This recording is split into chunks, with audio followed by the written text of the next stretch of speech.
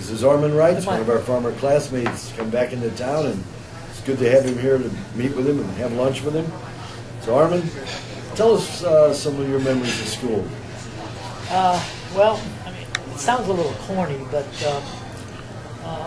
it was probably the first degree of real outside the home discipline that I ever had, because my parents were very strict, being the old German types, but going to school, and you knew right away that you really had to put everything to the grindstone, because it was difficult.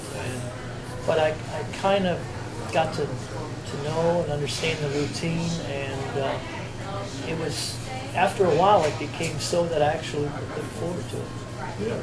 Do you have any favorite memories? Extracurricular. Let's start with extracurricular.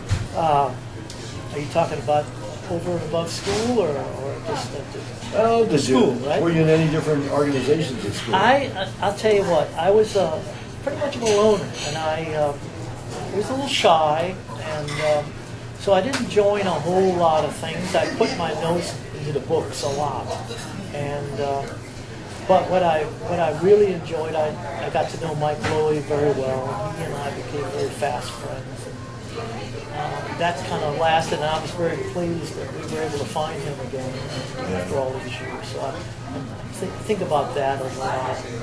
Think about the times, the tough times of getting to school, but really, really, really think about the fact that the school is the whole foundation-setting mechanism to where the whole life from there flowed from there, and success flowed from there, and it all started with that. How about academics? Did you have any favorite courses? I liked Brother Ebersmeyer's Advanced Place in World History a lot. I liked that because it afforded a lot of independent study, and it kind of gave you a good insight into what college would be like, and it helped a lot. And I enjoyed history, I always have, and so I put myself into that pretty much. Well, you alluded to the success that McBride started off for. You could give us a little synopsis of what it led you to. My dad was he was a flyer for the German Air Force, and survived, wonderful. And he always was proud of the Air Force.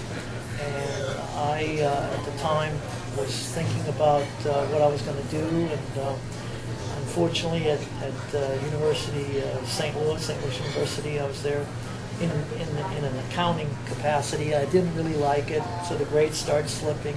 The draft was close, so I said, well, so I looked about the Air Force, and I joined the Air Force at the time. I had the 3 years of college, and after that,